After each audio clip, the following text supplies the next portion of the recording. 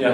Ya kalau kasus-kasus yang menarik atau orang-orang yang punya kekuasaan apa ya, mereka punya segalanya itu kita merasa sih kadang ya, walaupun kita, kalau saya sendiri ya belum bisa membuktikan, tapi ada itu juga, tapi kan kita harus waspada juga, dan kita juga lapor ke pimpinan misalnya mengalami seperti ini, atau kira-kira ada yang menurut kita atau gimana ya, kita mengalami sesuatu lah di luar itu ya.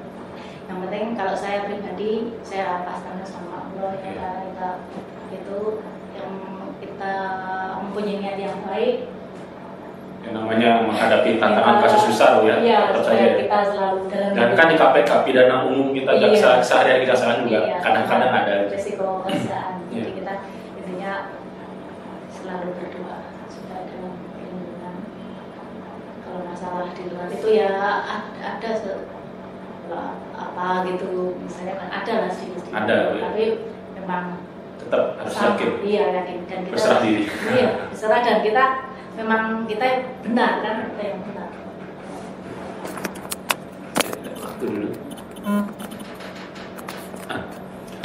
Nah, sekarang kita lanjutkan sedikit, masih terkait di culture kerja Ibu, terutamanya antara penuntutan dan penyidikan. Nah, ini pertanyaan ini juga pertanyaan saya pribadi juga sih, saya penasaran. Bagaimana sistem peratut di KPK, Bu?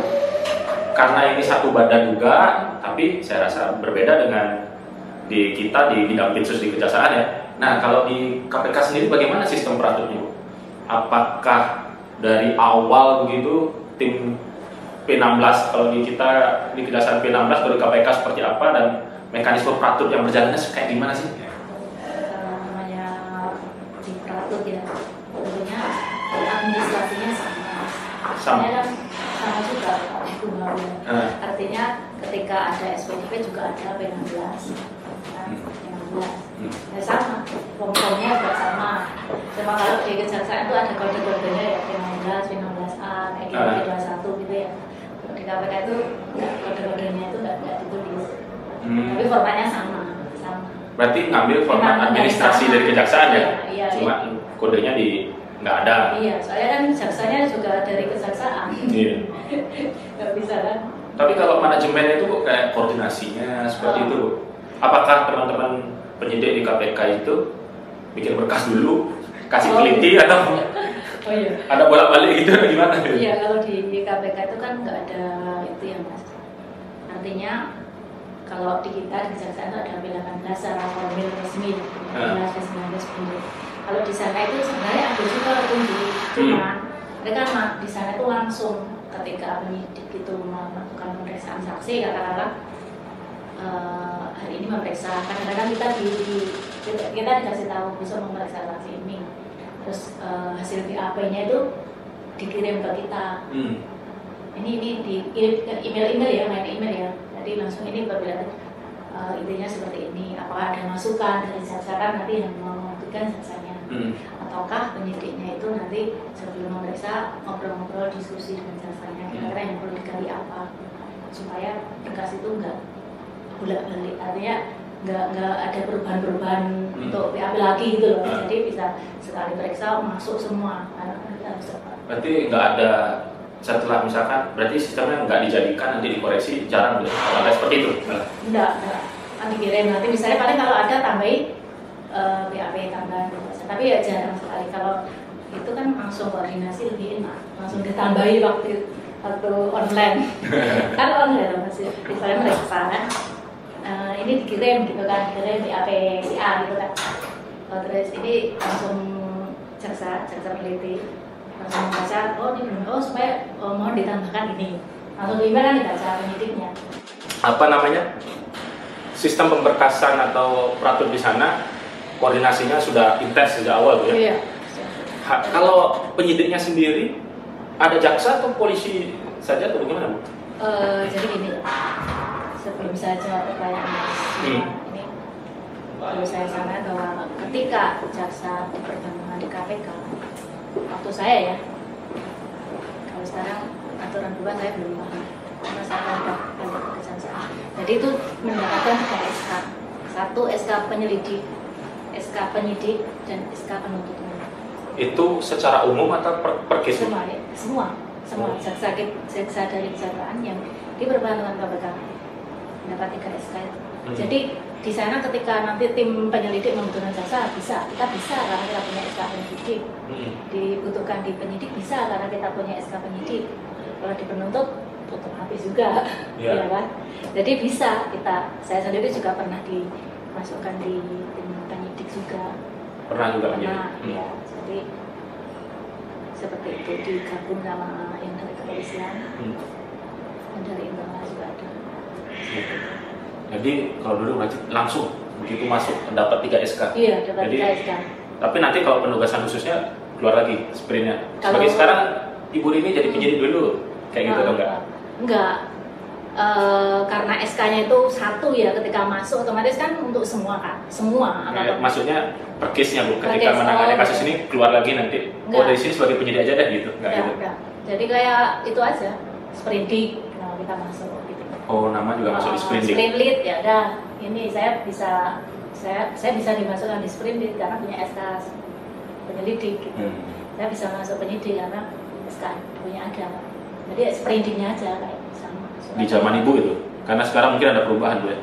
Kalau yang ini saya nggak mau komentar ya. Kalau salah saya belum paham. Ya, yang sebenarnya kan masih transisi ya. Ibu-ibu alami saja. Dan kemarin soal isu-isu di tubuh KPK, ya kalau Ibu mau jawab sih, itu seperti apa sih sebenarnya Bu? Katanya ada polisi Taliban, India atau gimana, kubu-kubu. Nah, kalau Ibu mau berkenan ngasih berbagi yang Ibu rasakan, monggo. Kalau masalah itu saya no comment ya Mas. Takut salah soalnya. Saya sendiri nggak paham masalah itu. Kalau di sana saya tuh ya kerja gitu. Saya yang kayak gitu saya kurang paham.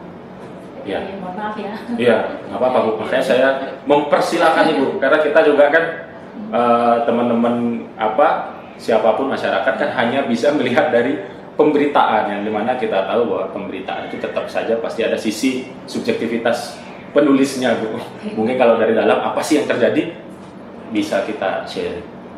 Lagi apa ya soal KPK ya? Lumayan juga soalnya 8 tahun Bu. Iya, 8 tahun. Harusnya terus, bisa 10 tahun. Ada nggak selama masa Ibu itu? Nah, rekan sendiri yang kena bagaimana Bu? Pernah mengalami menyedihkan rekan sendiri nggak? Oh iya. Saya. Bagaimana perasaannya? Saya sendiri belum pernah ya rekan sendiri. Teman-teman saya yang pernah menyedihkan. Tentu berat juga. Berat. Iya, berat juga kan teman sendiri. Tapi ya karena tugas ya mereka harus tetap profesional ya. Dengan baik secara profesional. Kalau saya sendiri sepelitannya itu pernah. Tapi kalau yang dari rekan kita berarti harusnya Ibu 10 tahun nggak di sana? Ya, harusnya bisa 2 tahun lagi saya. Tapi saya waktu itu ambil 8 tahun aja. Jadi saya pengen kembali ke kejaksaan aja. Saya pikir ya sudah cukup buat saya 8 tahun, udah lumayan banyak pengalaman lah. Bisa naik pangkat di KPK Bu? Bisa. Berarti Ibu sampai 4B di KPK enggak ini?